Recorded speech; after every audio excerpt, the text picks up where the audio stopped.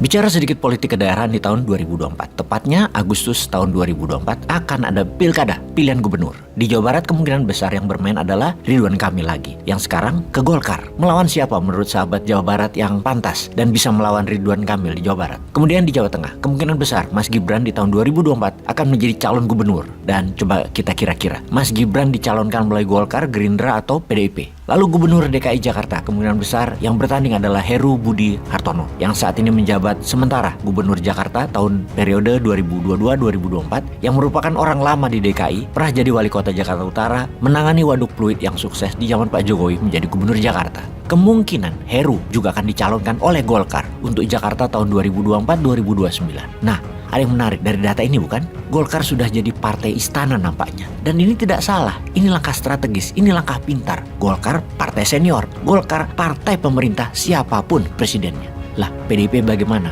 Bukannya dulu Gibran di PDIP? Apa mungkin tahun 2024 ke Jawa Tengah Gibran pindah ke Golkar? Maka jawabannya adalah kalau PDIP mencalonkan Gibran, maka Golkar juga ikut mendukung. Kalau PDIP punya calon lain, tidak mencalonkan Mas Gibran, Mas Gibran tetap punya perahu di tahun 2024, yaitu lewat Golkar dan Gerindra. Kita buktikan dengan video berikut ini. Pak, isunya kan Mas Gibran mau ke pencalonan gubernur. Dari Pak Prabowo sendiri bagaimana? Ya saya lihat beliau pemimpin muda yang sangat potensial.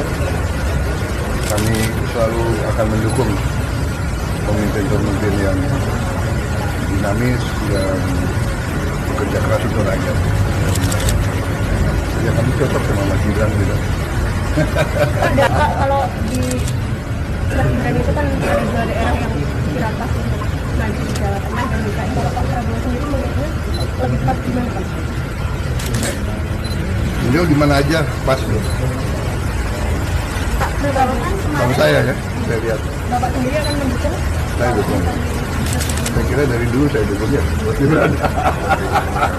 Tapi kalau melihat profilnya sendiri, Pak Prabowo merasa Mas Gibran lebih cocok ke DKI atau Jawa Tengah? Saya tadi katakan dua-duanya beliau cocok, dua-duanya beliau pasti berhasil. Kemudian untuk memuluskan rencana besar para gubernur Pulau Jawa tersebut, maka tidak ada yang terpenting yaitu kemenangan di Februari 2024. Untuk semua itu incumbent yang kalau digabungkan ada 3 aliran partai besar yaitu Gerindra, Golkar, PDIP yang secara bersama-sama menggembosi oposisi. Yang dalam hal ini posisinya adalah 2 partai besar PKS dan Demokrat. Nasdem hingga saat ini adalah masih partai pendukung pemerintah. Menterinya tidak ada yang dicopot walaupun Nasdem mencoba bermain 2 kaki dengan mencalonkan Anies yang mewakili sisi oposisi. Akhir-akhir ini kita semua melihat bahwa Nasdem agak sedikit berubah sekarang setelah Pak Surya Paloh mengadakan pertemuan dengan Opung Luhut yang mana Pak Menko juga pemegang jabatan politik sebagai Ketua Dewan Penasehat Golkar. Waktu itu bertemunya mereka di Eropa. Pertemuan politik berkelanjutan di Jakarta. Pak Surya Paloh bertemu dengan Ketum Golkar, Pak Erlangga.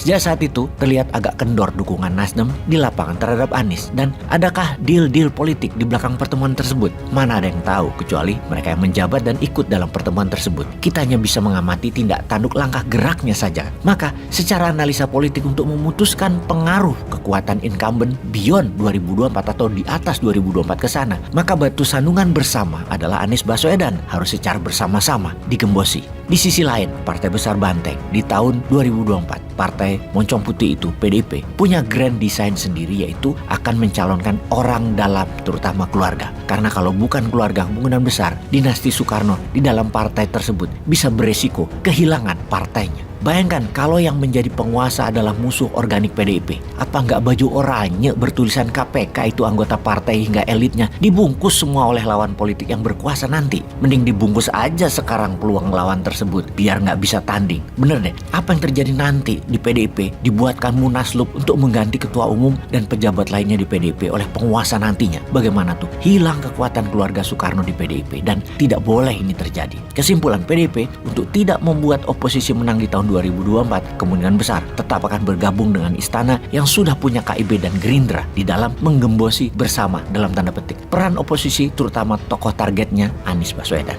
by all means. Pokoknya Anies tidak boleh mentas, Anies tidak boleh manggung. Sungguh, pengamat politik banyak yang ragu dalam hatinya dengan langkah oposisi mendeklarasi Anies karena sesungguhnya elit Partai Demokrat adalah safety player, pemain aman yang ingin gabung pemerintah, dan juga elit PKS sangat ingin bergabung dengan pemerintah di tahun 2024 ke sana. Karena mereka lapar dalam 10 tahun terakhir, kering sudah cuan di dompet. Dengan berat hati rasanya mendukung Anies karena euforia para konstituen di kelas bawah. Rakyat oposisi mendukung Anies kencang sekali, namun elit tetap di pikirannya adalah akan bergabung dengan siapa saja yang menang. Bisa jadi pendulumnya saat ini adalah di tangan Nasdem, dan inilah kehebatan Surya Paloh. Bayangkan apa yang terjadi kalau di last minute dia cabut dukungan ke Anies dan dia balik badan ke incumbent ketika akan mengajukan pendaftaran di KPU. Ambiar langsung Demokrat dan PKS, ambiar peluang Anies jadi RI 1. Mas Ganjar yang juga banyak digadang-gadang sesungguhnya bukan maunya PDIP. Sulit akan manggung di tahun 2024 karena Ganjar hanya bisa dicalonkan jika terjadi konsolidasi politik dan kekuasaan PDIP dengan istana terjadi. Sungguh tidak ada kekuatan terbaik di tahun 2024 adalah